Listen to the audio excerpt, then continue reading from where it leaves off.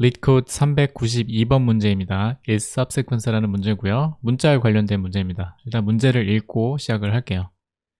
자, 보면 s, t 두 가지 문자열이 인풋으로 들어온다고 하죠. 여기 보는 것처럼 s와 t라는 두 가지 인풋이 있습니다. 자, 여기에서 문자열 s가 문자열 t의 subsequence일 경우 true, 그게 아닐 경우에는 false를 return을 하는 그런 함수를 만들어줘야 돼요. 그래서 여기에서 이야기하는 subsequence란 뭐냐면 대상 문자열에서 글자의 위치는 유지한 채 글자의 순서를 유지한다는 말이죠. 그래서 몇몇의 글자들을 삭제하거나 또는 삭제하지 않을 수도 있고 그렇게 해서 동일한 문자열을 만드는 걸 뜻하는 겁니다. 자, 여기 예를 보면서 다시 설명을 할게요.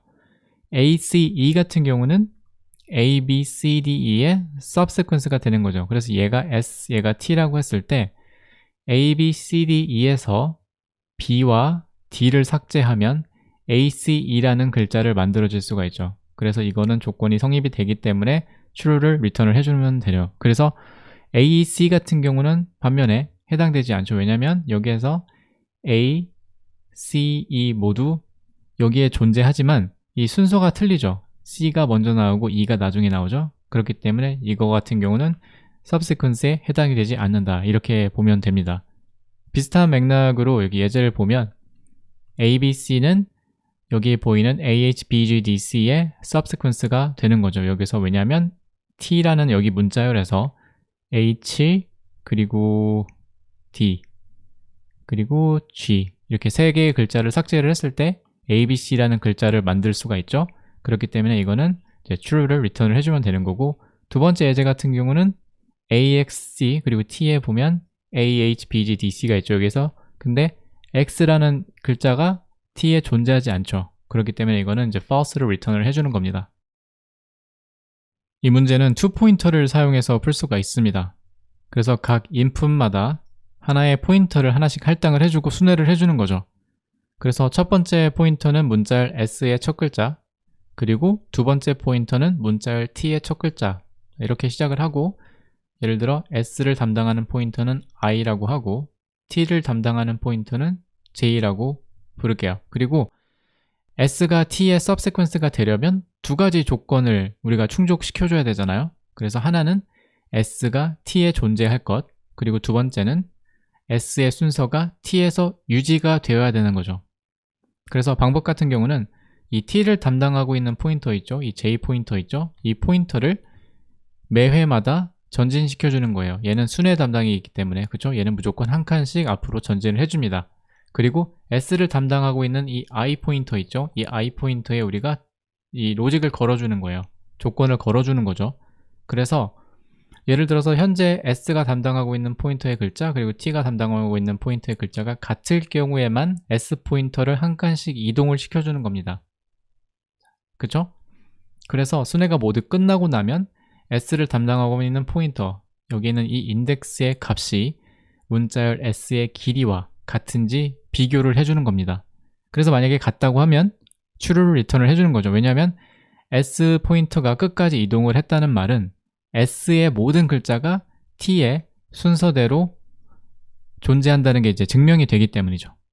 그리고 만약에 아니라면 이제 false를 return을 해주는 거죠. 간단하게 시뮬레이션을 한번 돌려볼게요. 포인터들을 일단 원위치로 돌려놓고 그죠? 시작을 할게요. 자, 지금 현재 A라는 글자가 같죠? 그럴 경우에 I를 1로 그리고 J는 어차피 한 칸을 이동을 하기 때문에 한 칸씩 전진을 시켜주는 거죠.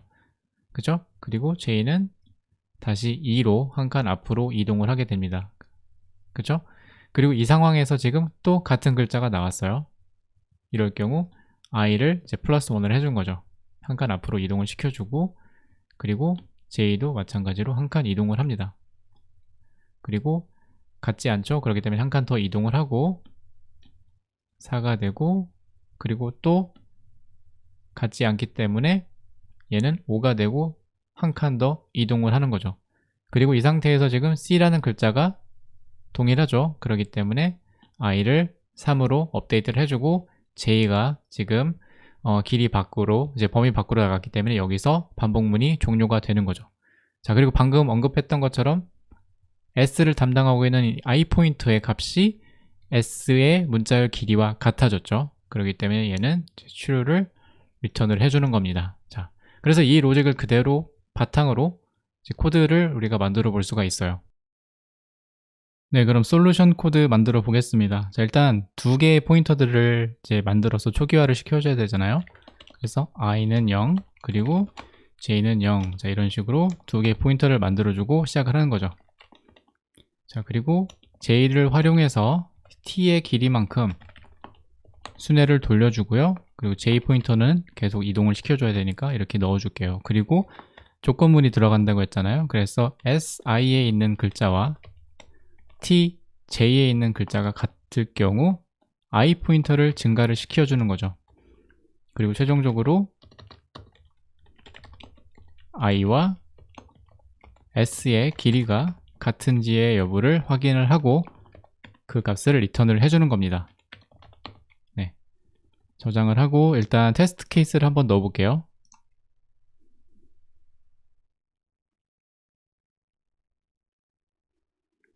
네, 두 개의 테스트 케이스가 일단 통과가 됐고 한번 제출을 해 보겠습니다.